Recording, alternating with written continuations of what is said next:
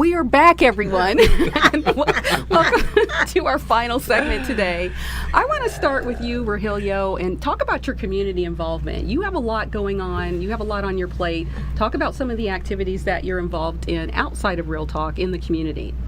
Well, the first thing is I'm involved with the mayor's faith-based initiative program, and we help out the homeless in the city.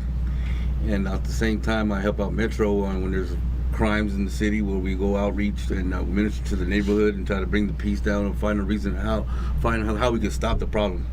So besides that, me and my brothers, we started our own group called SOW, giving all glory to our Creator. And we go out there, we minister to kids, we minister to the sick, the ones that ain't going to church, because they're the ones that need it. And so we spend time with the kids, and we buy gifts for them out of our own pockets, because we don't got funding. So whatever we make at work, that's what they get, and we give them food. And once a month, we sit there and we try to introduce them to who the Lord is, and who this awesome God that we have. And we do that. And also on the weekends, I mentor kids. So Monday through Friday, Monday through Sunday, I'm always busy. You are fully committed to this. That's wonderful. That's my passion, saving kids. Well, we managed to slip a guest in over our break. We've got Miss Cherie Cornell, who's now joining us, Executive Director and Founder of the Real Talk Youth Impact Program. Cherie, thanks for joining us today. Thank you. Your members are doing really wonderful things with the kids in the program. Talk about how you plan to utilize them once the program expands and eventually moves across state lines. Sure. The group that I have, I kudos to them. And I continue to say this, without them there wouldn't be a Real Talk. My testimony is not as colorful as theirs, but I've had experience with those who have had a colorful experience, being my brothers.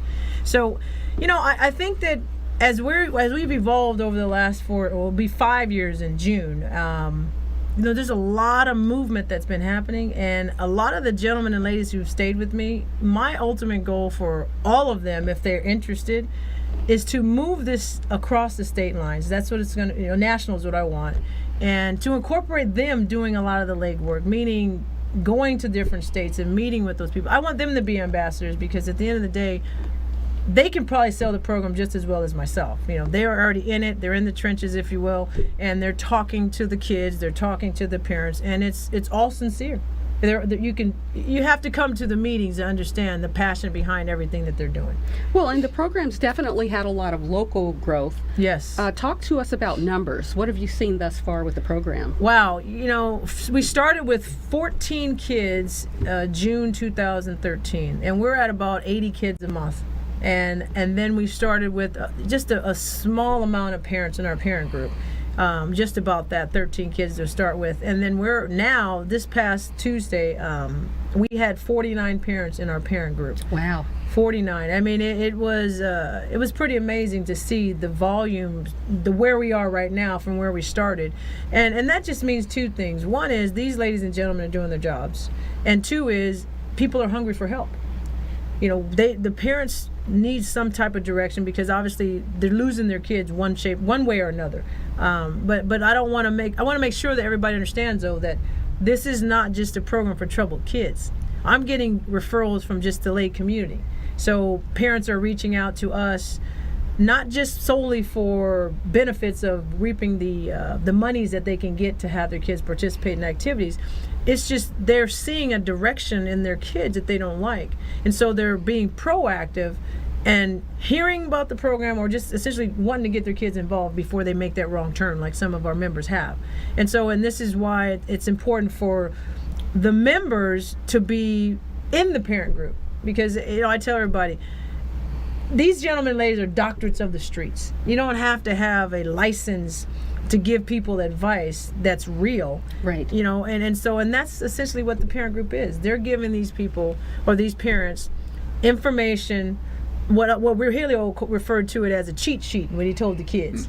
So trying to give these parents a cheat sheet to understand that this young man here was your son.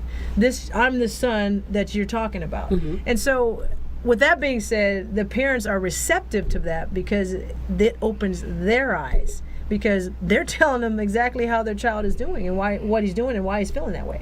or why she's feeling that way. And so that's where the impact comes, when you get the parents who are listening to their advice, and then also getting to the point where the light bulb comes on, if you will. And they can explain that even more than myself, because they're the ones running the program as far as the parent group. Well, you definitely have a lot of vision for your program. Yes. As well you should. You're so dedicated and committed to Yes. it. Once you go national, what additional things do you see incorporating into the program? Well, hopefully, my ultimate goal is there's bigger things coming. Right now, I consider, like I said, the pilot program is Las Vegas. So what I'd like to have happen is to incorporate a career mentoring program, which we have already been collaborating with Omega Phi Psi, and they just donated $1,000 to us as of Tuesday of last week to assist with helping us get our background checks for people like themselves in their fraternity, so we can create our mentoring program, the career mentoring program. Also, I want to impose a junior, if you will, a leadership program for the kids, to get the kids involved, to understand all facets of the corporate world, or even just if you're running your own business, so we're gonna incorporate that as well. And then the last thing I want to do, there's 2 other phases to the program, but eventually this is going to come to fruition. I want to incorporate a youth ministry. I think that these kids are so lost, and they need, not that I'm not preaching that you have to join the youth ministry. What I'm putting out there is, this is something we're going to do. And if they want to get involved, get involved. If they don't want to get involved, they don't have to get involved. But I think we need to expose kids to anything and everything that's positive, in order for them to understand that some things you're doing, you shouldn't be doing. Maybe you should step on this side of the line and check this out. Be it a youth ministry, be it football, be it tennis, be it basketball, whatever it is. And we want you to get into a positive element like Real Talk. And if you want to just come and hang out at Real Talk, that's fine too. What are some of the greatest needs that the program has right now? Is it referrals, need for new members? What would you say those needs are? Money. We need money. We're having the hardest time getting grants. First of all, we don't have money to pay for grants. Second of all, we don't have a grant writer that's full time. And third of all, we continue to ask people to donate. I mean, we have really been working off of God's blessings, hands down. And, we've operated for almost 5 years now, and in total, about $17,000 a year overall, as far as the average, that we are able to service 1,150 kids. We're able to graduate 649 kids. So, and that's not a lot of money compared to all the work that's put into it and all the time, and we need more, but we don't have full-time staff. We don't have people getting paid. And speaking of donations, your members are required to donate. Yes. Can you talk about why that is, and why you require that of your members? Sure. It just shows a sense of, for them as a commitment. My personal belief is it's a commitment. And, and let's face it, I mean, $50 might be a lot to a child, but it's nothing to an adult. I mean, people spend $50 in a heartbeat, and I think it keeps them, it allows us to share with the public, to share with our kids and parents coming through the program and visitors, that these folks who are speaking to our kids is very sincere. They actually pay to wear the Real Talk shirts to talk to the kids. And that's why I always reinforce it to the kids that, we don't get paid for what we do. We actually come to you. And matter of fact, these 2 ladies, or these gentlemen here, they donate every year to talk to you. That's the only way they can speak. So they have to, come here they don't have to, but they're coming here to volunteer, but they also pay money or donate money to give to the program. Now, their money is not going to sustain us, obviously, so that's not the issue, is that, trying to get them to pay so we can sustain the company. But it is to show the kids and to the parents and to the public that they're committed. Every year they have their $50. Here you go, Cherie. And we have a total of 19 on the list for members, and we need more. We need more members who've been through the system to have that time to give back to the community. As Rogelio said earlier, he did a lot of things in the community, and now he wants to give back. He did a lot of negative things, and now he wants to change the lives of kids and the communities that he's been involved in. He needs to be seen in a different light. Have your members been instrumental in pulling in those referrals that you need? You know what? It's hit and miss. They do their best to try and find, I always go to them. I tell them, look, you're my eyes and my ears. So I trust when you bring somebody to me and say, hey, this guy, he wants to be a member. I'm going to bring him to the program. I want him to come to the program. I entrust in them because they already know what we're looking for.